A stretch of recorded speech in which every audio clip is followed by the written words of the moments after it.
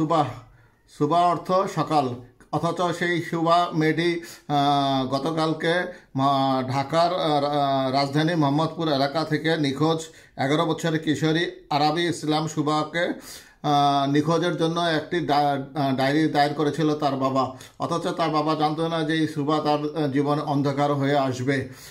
অবশেষে সেই মেয়েটি নওগাঁ থেকে গ্রেপ্তার হলো র্যাবের হাতে।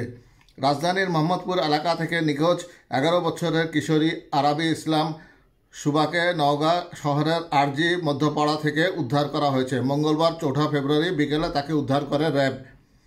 উদ্ধারের বিষয়টি নিশ্চিত করেছেন নওগাঁ সদর থানার ভারপ্রাপ্ত কর্মকর্তা ওসি নূরে আলম।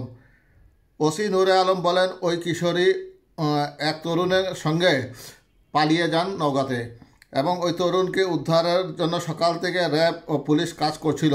কিশোরীর সন্ধান পেয়ে র্যাব তাকে উদ্ধার করে হেফাজতে নিয়েছে, তবে তরুণের খোঁজ পাওয়া যায়নি।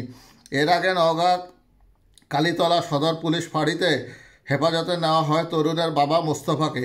তিনি বলেন, আজ ভোর 4টার দিকে ছেলে ওই মেয়েকে নিয়ে বাড়ি আসে। ছেলে ঢাকায় কাপড়ের দোকানে কাজ করে। তারা বিয়ে করেছে কিনা এই বিষয়ে কিছু বলেননি সেই তরুণের বাবা। দুজনই বেলা 11টা পর্যন্ত বাড়িতেই ছিল। পরে পুলিশ খোঁজ করা শুরু করলে দুজনই বাড়ি থেকে চলে যায়, অর্থাৎ পুলিশের অনুসন্ধান তারা টের পেয়ে তারা বাড়ি থেকে পালিয়ে যায়। কোথায় গেছে এ বিষয়ে সেই তরুণের বাবা বলতে পারেননি। এর আগে আদাবর থানার ভারপ্রাপ্ত কর্মকর্তা ওসি SM জাকারিয়া জানান, যেই ছেলের হাত ধরে সুবাকে যেতে দেখা গেছে তার নাম মমিন। তারা দুজনেই এখন নওগাঁ জেলায় আছে।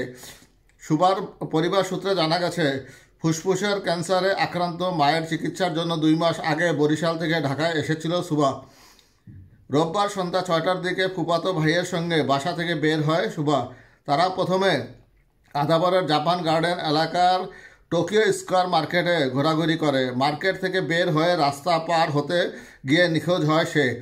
এটি অভিযোগ করেছে সুবার বাবা, কিন্তু বাস্তবে অন্য ঘটনা ঘটেছিল। সুবা বরিশালের একটি বিদ্যালয়ের 6ষ্ঠ শ্রেণী শিক্ষার্থী।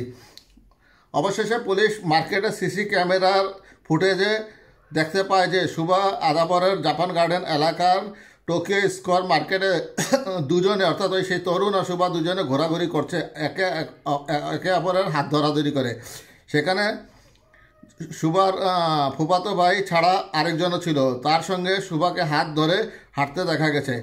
মেয়ে নিখোঁজের বিষয়ে জানতে চাইলে সুবার বাবা ইমরান রাজীব বলেন, রোববার সন্ধ্যায় ফুফাতো ভাইয়ের সঙ্গে বাইরে বের হয় সুবা। রাস্তা পার হওয়ার সময় ফুফাতো ভাই কিছুটা আগে চলে যায়। পরে সে পিছনে ফিরে দেখে সুবা নাই। প্রেমের সম্পর্ক ছিল কিনা জানতে চাইলে তিনি বলেন, এই ধরনের কোনো সম্পর্ক ছিল না। আমরা ধারণা করছি প্রতারক চক্র তাকে নিয়ে গেছে।